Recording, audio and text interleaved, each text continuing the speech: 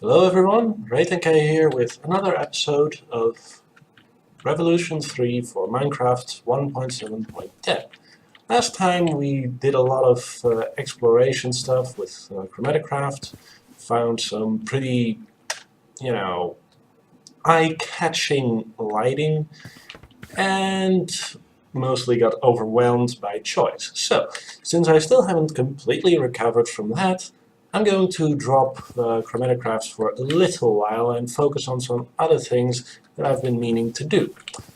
So, without further ado, let's get started getting some nice stuff that'll help a lot going down the line. Let's see, I'm going to need one of these. I'm going to need a bit of steel. Kind of very minor. It's annoying. Guess I'll have to go explore and get some more steel. Sorry, iron. No steel in here, no steel in here, darn it. I really should have prepared for this ahead of time. Sorry guys. Sorry. In any case, I'm pretty sure I have some steel. Not this kind doesn't work for what I want to do. Ah, here we go. Steel ingots. Those will do just fine. Anyway, first thing I want to do today is get some Botania tools. As you can see, I've been burning up quite a bit of charcoal in this system. So now the pool is just shy of half full. Let me just toss that in there. Burn up a little more. In any case, during my exploration I also got a pair of black lotuses, so 1, 2. They really don't give all that much, but hey, every little bit counts. Yeah. First thing we're gonna need is a bit of mana steel. The recipe for which is about as complicated as it sounds. Mana plus steel equals mana steel. Normally the recipe uses regular iron, but yeah. Anyway, as you can see, the pair of sunflowers we had here have disappeared. They decayed away. I guess they don't leave, dead bushes anymore.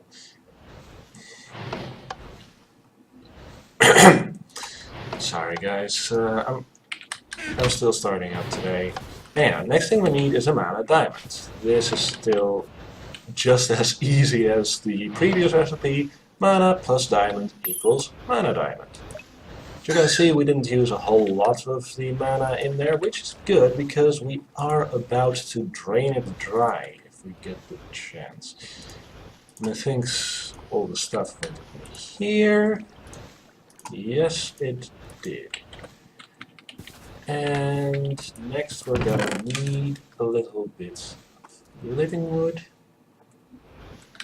That should be about enough for at least one tool.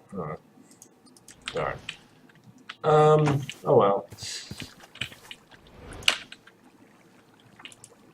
The first thing I wanted to make is a mana steel pickaxe. For one thing, those are a little better than regular iron pickaxes, a little worse than regular steel pickaxes, I think, but they have a nice feature, which is where this item comes in. The mana tablet. A mana tablet is pretty much a battery for mana.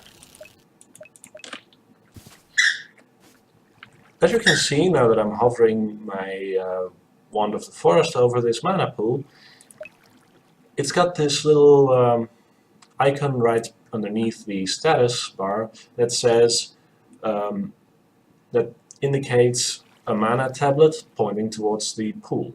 If I shift right click, that arrow flips. So now, when I drop a mana tablet in there, it draws all the mana from the mana pool into the tablet. As you can see, there's a little bit in there now. A mana tablet can roughly hold half a mana pool's worth of mana. The question now becomes, why would you want that? Simple. Mana steel tools recover their damage if you have a source of mana in your inventory. Such as, you guessed it, the mana tablet. That should be enough. You can see it's pretty full now. Just to show that it works, let me just run downstairs quickly and do a little bit of digging. Okay. Huh. Doesn't even take damage now that I have a mana tablet in my inventory. Didn't know that. Well, the more you learn, the more you know, I guess. Anyway, I've also heard that mana steel tools can mine obsidian. Let's test that. Well, it's going slow, but according to Wayla, it does say that it's harvestable, and I guess that diamond pickaxes would dig it up just as fast. Aww. Aww. Anyway, I didn't get it that time, but anyway, but still, I now have a way to dig up obsidian, and I'm happy with that. I also have a way to effectively turn charcoal into repair for my pickaxe, which I'm also very happy about. Philomena just ran into a feather that didn't do what she wanted to, so that's what the squeak used her. Next thing I wanted to do is to show off something that I've heard a lot about, but which I haven't had time to play with. See, sometimes when you kill a mob, they let loose this little ghost thing, and if you kill them, you get ectoplasm. Combine ectoplasm with iron and you get spectre iron. Combine spectre iron with a stick and you get a spectre key, which is what I'm looking for. Supposedly, if you hold the spectre key, right click to draw it back and release, nothing happens. Oh, there we go, there we go. You gotta hold it a little longer. Anyway, from what I understand, the spectre key allows you to access this rather empty dimension. If you look closely, you can vaguely see these light blue spectre blocks. I wonder, can you paint them perhaps? Oh yeah, you can. But they all change color at once. Anyway, they should be a little clearer now. So, yeah. Spectre dimension. You get one chunk in here. You're stuck in a 16 by 16 by something box. And only you can access this particular box. I'm planning on making this some kind of storage location, so that I only have to carry the key to go in and out to grab my stuff, to get all that's important for my game. But for now, it's just a fun thing to have. And we're finally back. So yeah, spectral key. Spectre key. Nice little way to, you know, have a little bit of privacy. I don't know if there's a way to let other people into your spectral storage block, or whatever you're going to call it. But hey, for now, I just like it. Whoa! Whoa, whoa, whoa! These mobs are fast now. I think something is glitching out slightly. Anyway, I managed to grab one of those origin trees from last episode. Grabbed the sapling on the way back. So yeah.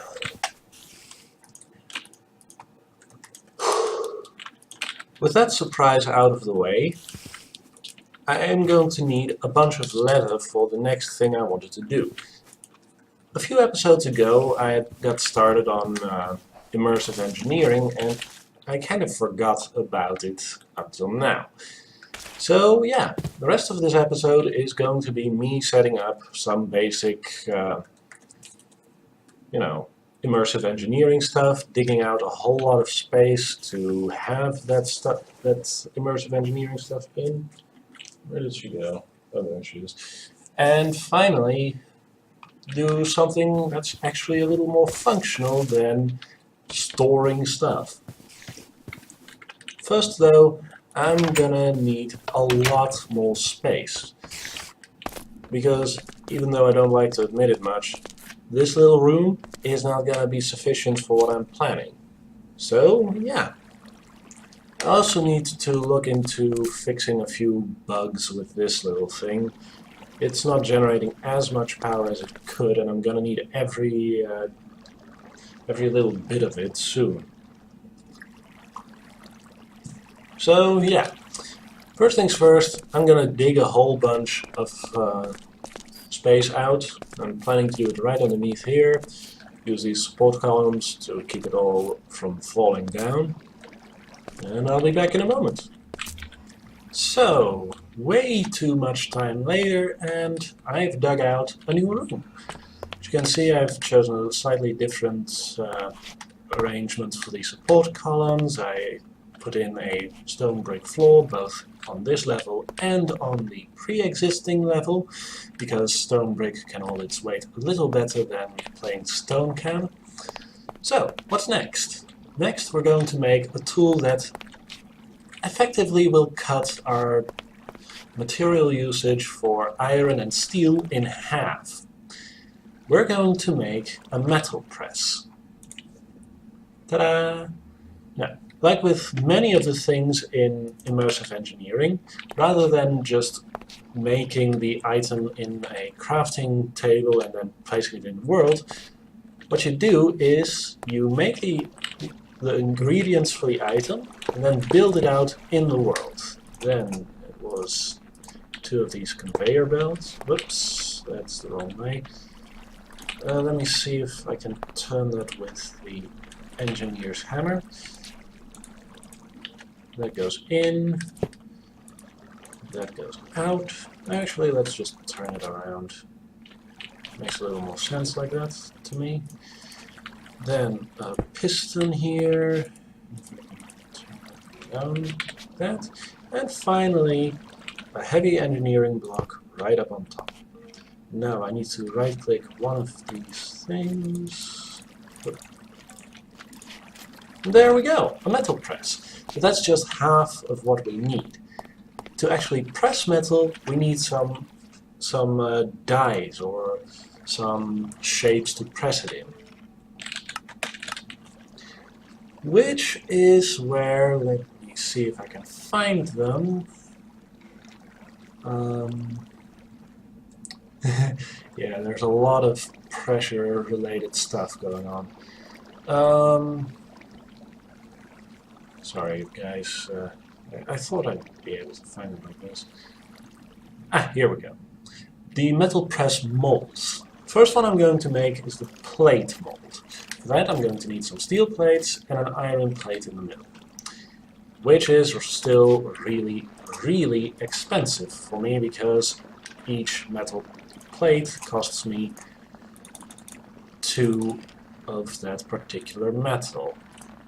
Which is what we're trying to fix here in the first place, so this is hopefully the last time I have to do it this way. I'm also going to need 1 iron plate, so let's just grab 2 iron from my rapidly dwindling stockpile. Craft that up. And there we go.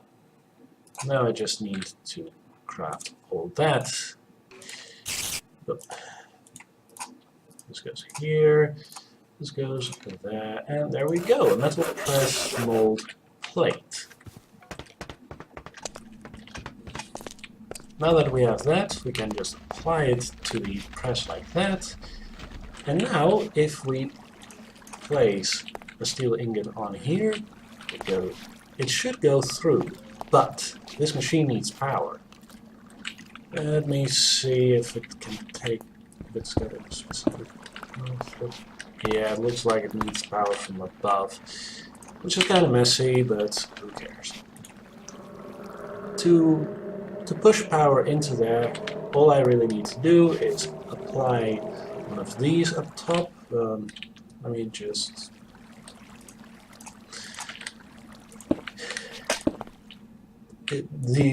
This room is actually way too small for pretty much any serious immersive engineering, so yeah, I really should expand it somehow.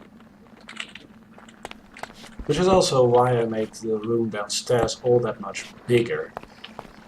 Next I'm going to need some copper coils, or copper wires, or... yeah, copper wires, that's the one. Alright, those are called LV wires. Where are they? Ah, here they are. LV wire coil. Just some copper ingots around a stick. Easy enough. So, all I have to do is quickly cook up some copper. It's nice to have some. Grab a stick. Where did I leave my stick? Oh, I didn't bring them up. Oh. Yeah, I've been... Anyway. I'm sorry if I'm not making a whole lot of sense here.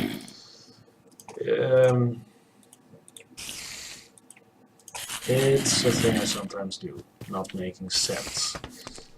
Anyway, now that I've got those coils, I can go back down here, set this side to output.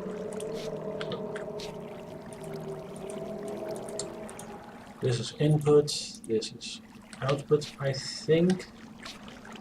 And then connect this one to this one, this one to this one, and there it goes. Goes in, comes out, and now we have plates. Now we're making plates at a 1-to-1 rate rather than a 1-to-2 rate. The only thing left to do here is to make sure that the stuff that we make doesn't fall on the ground all the time. For that, we're gonna need a bit of, you know, a bit of additional engineering. Nothing big or spectacular, thankfully, because I'm pretty sure my stores would run out way before that. So let me just dump a few items that I'm not going to use immediately right in here. This is my little chest for you know, immersive engineering stuff. So in here it goes. As you can see, I've got an excessive amount of creosote oil in bottles. It's just mostly because I need to keep this thing empty, and well, creosote oil does get used for a few things. In any case, now that I've got a little bit of space in my inventory, I'm going to make some items to store the stuff that goes in or out of the press. Also, let me just check how much power that drew from here. Oh, it's full again, so I guess it's not all that much. Actually, let me just... No. You go on here. Let me just watch it while it works. Oh, looks like we're generating more power than we actually use. Which is good,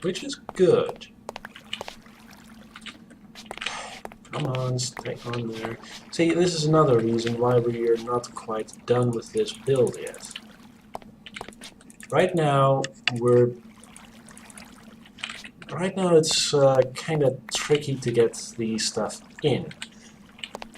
Thankfully, fixing that isn't too difficult. I just need 2 of these bottles, and I'll be right back. And we're back already. Now, as you can see, I've added a pair of wooden crates at both ends, and if I remember how this mod works correctly, I can just put this in here, and nothing happens. Darn. Well, I guess there needs to be one additional, what's the word? Conveyor belt between this thing and the actual press itself. See, conveyor belts can take stuff out of inventories, I think. As a matter of fact, let me just do this like so. So I have my input and output chests right next to one another. Then I'm going to need the rest of these and hammer them into the right orientation. Let me take this one out before anything bad happens with it. Like that. As you can see, they connect in all sorts of nice ways, with little barriers showing up and disappearing as need be, and if I then throw these in here, nothing happens still. Darn. Maybe it needs to go from the bottom? I mean, I recall quite clearly that there was this fun little interaction that allows it to draw stuff from inventories, or is that only from droppers or something? I'm sorry, guys. You know what? I could probably... yeah, I could do that. Then take this one out and quickly make a hopper. That should fix it, I think. I hope. Yeah, I'm still kind of frazzled. Well, more like frazzled again. A lot of what's going on here is that I don't know the mods as well as I think I do. But yeah, stuff goes on there, stuff goes on there. Whoa. Just manually throwing it on. One by one. And there.